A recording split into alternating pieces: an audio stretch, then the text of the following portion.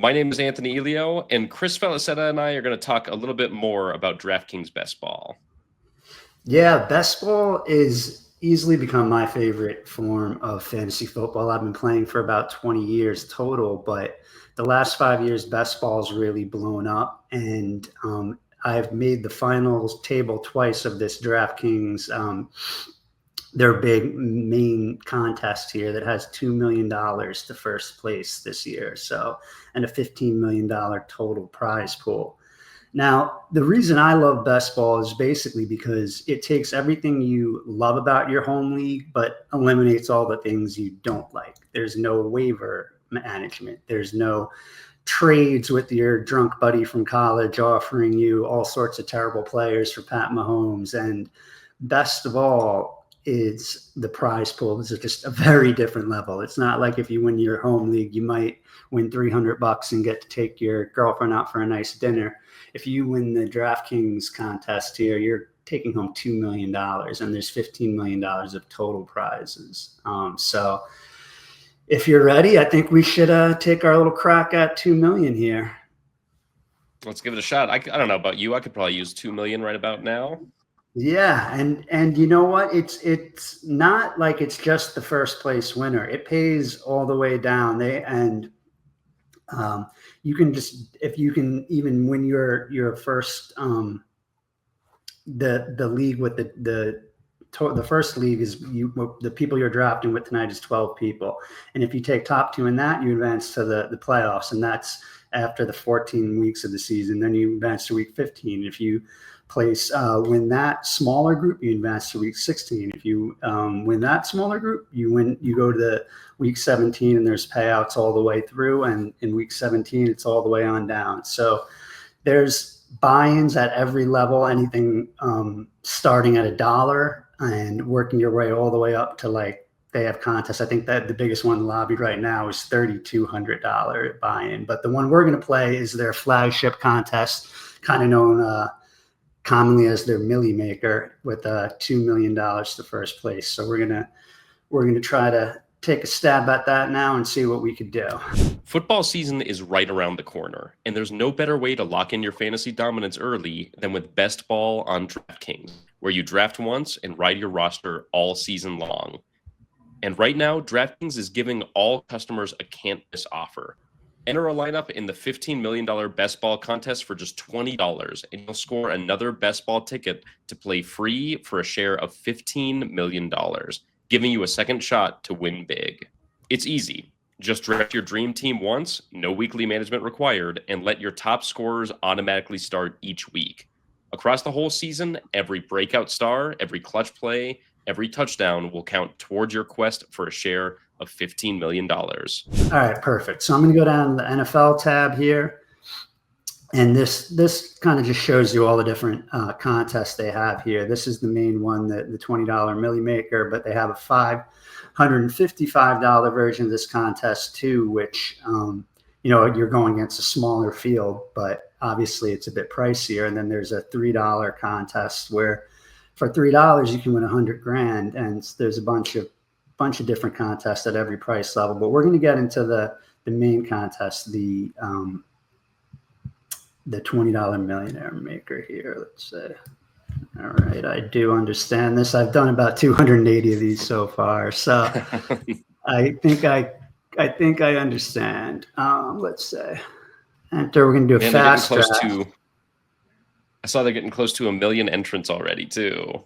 Yeah, this it's crazy this year. It's crazy the growth that this space has seen, and DraftKings has been one of the leaders in it. They're doing their Best Ball week right now, offering a ton of great promos every day. And just for anybody who's starting for the first time, you can buy one, basically get one free. You enter this contest, and they'll immediately put a ticket for a second entry.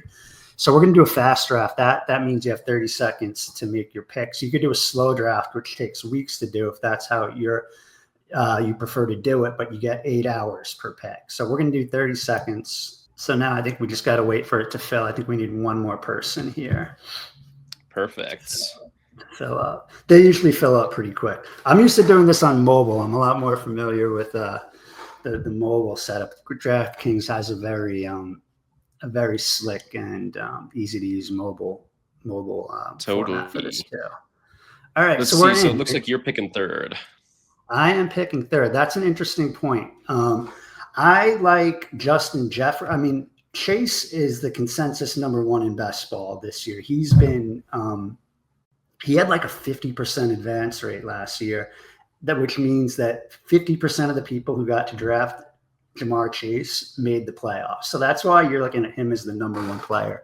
He pairs nicely with his quarterback, Joe Burrow, and he was a stud all throughout last season and in the playoffs, helped a lot of people win a lot of money. So he's number one. I'm going to add him to the queue.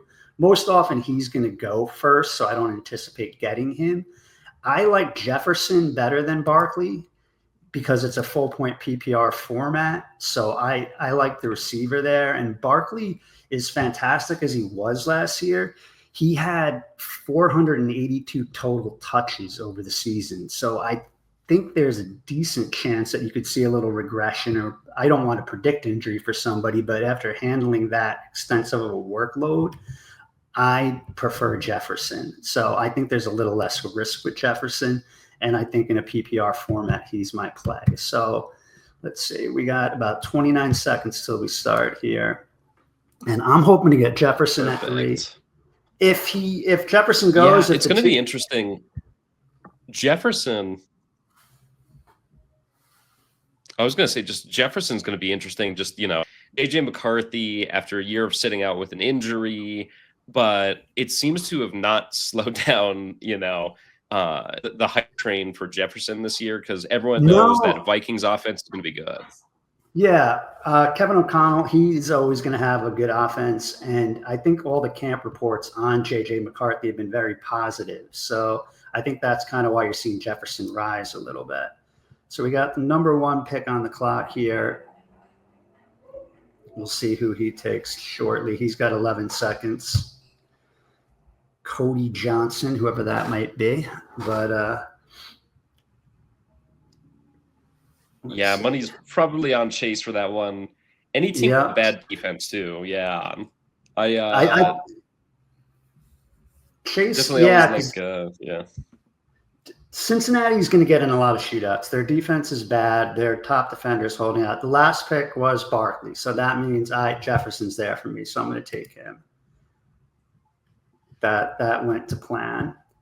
And now this is where you see a lot of debate. Bijan Robinson's obviously a stud running back out of Texas. He still shares a little bit of the backfield with Algier. And then you have Gibbs, who also splits the backfield a little bit with Montgomery, but he really broke out and had a terrific season last year. And then you're looking at the receivers, Lamb, Puka Nacua.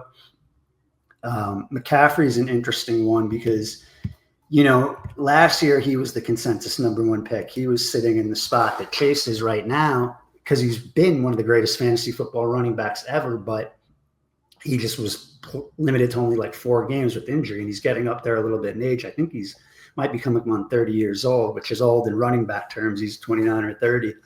So, but, if he does stay healthy, he's the kind of guy that can easily win you your league, but, that's the risk reward there that you take. That's why you're getting a bit of a discount on him as you compare it to past years.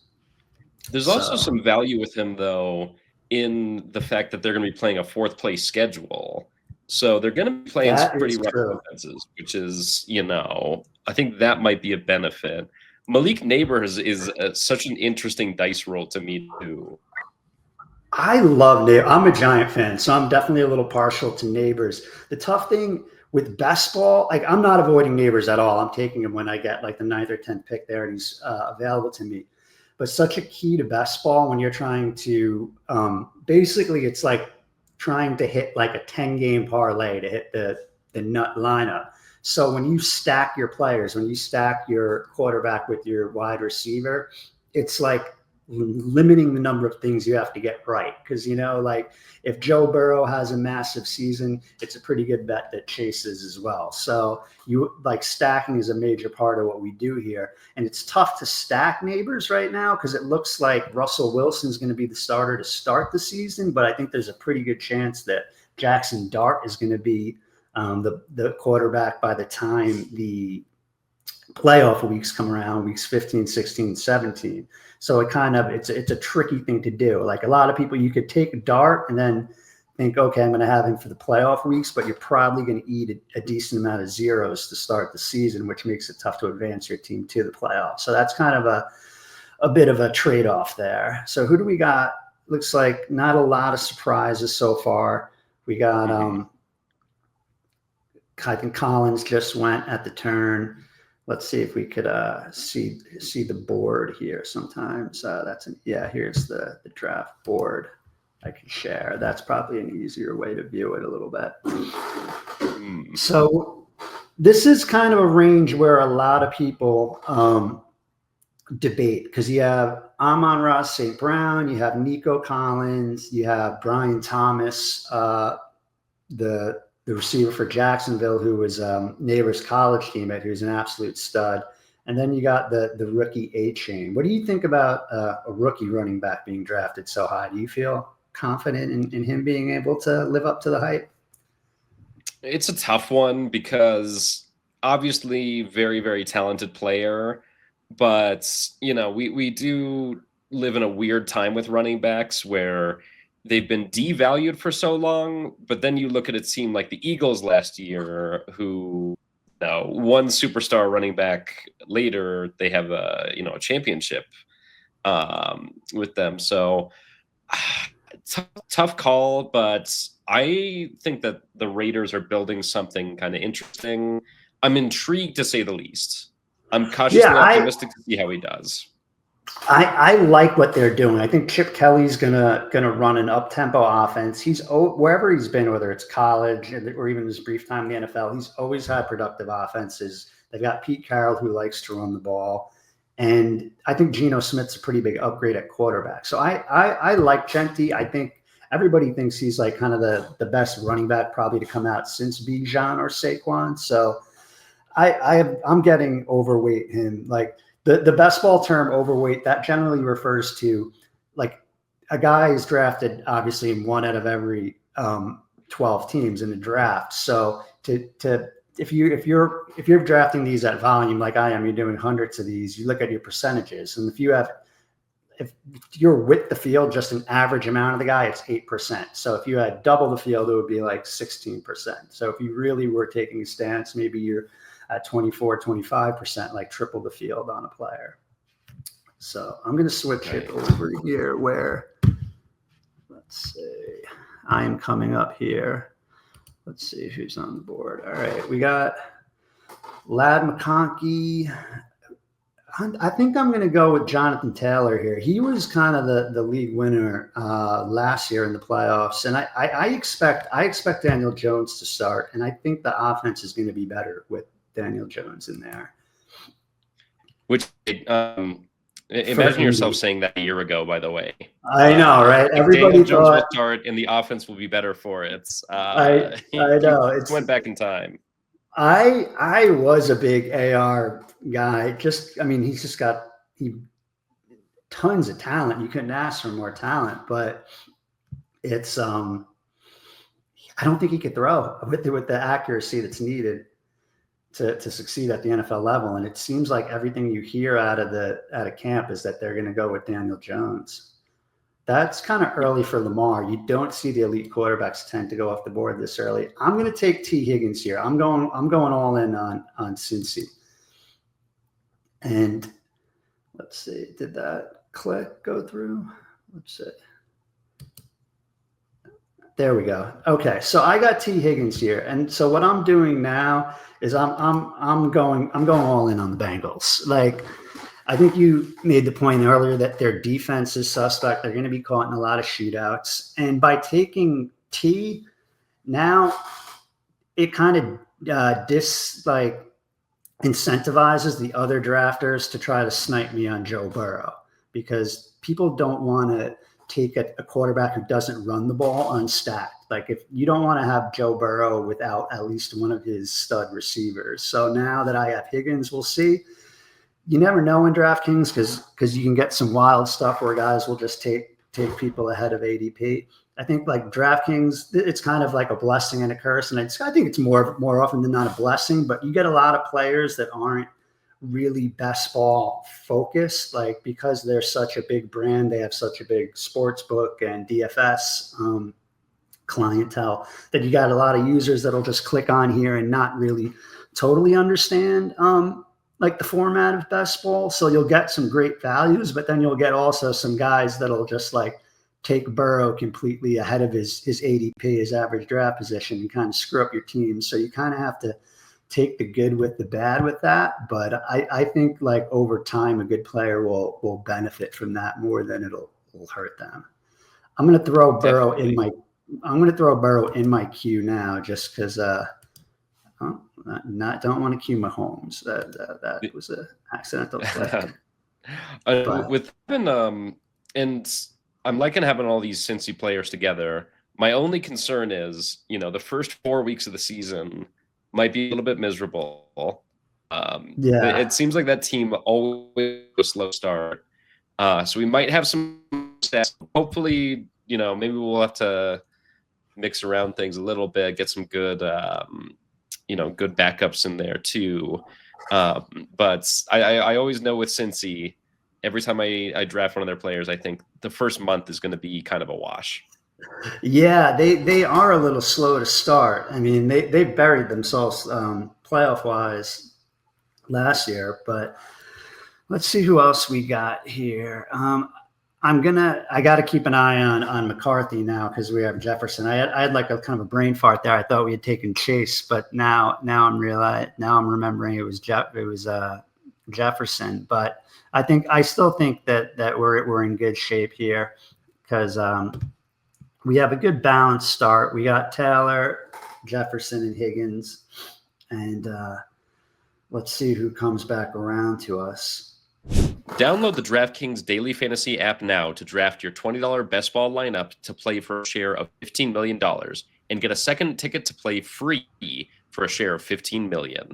That's 2 chances to win big without ever setting your lineup again. Draft one, get one, only on DraftKings. The crown is yours. Gambling problem? Call 1-800-GAMBLER or 877-8-HOPE-NY. /text HOPE-NY 467-369, New York. Help is available for problem gambling. Call 888-789-7777 or visit ccpg.org, Connecticut. 18 plus in most eligible states, but age varies by jurisdiction. Eligibility restrictions apply. Void where prohibited. 1 per customer. Must enter a lineup into the NFL Best Ball $15 million headliner contest by 9/4/25. $20 entry fee. Bonus issued as 1 ticket to NFL Best Ball $15 million headliner contest. Ticket reward is site credit. Valid for use only on NFL Best Ball $20 million headliner contest. Ticket reward is single use and expires on the sooner of 30 days, 720 hours, or contest lock. See terms at https://www.draftkings.com/NFL-bestball. Ends 9/4/25 at 6:20 p.m. ET9. Sponsored by DK.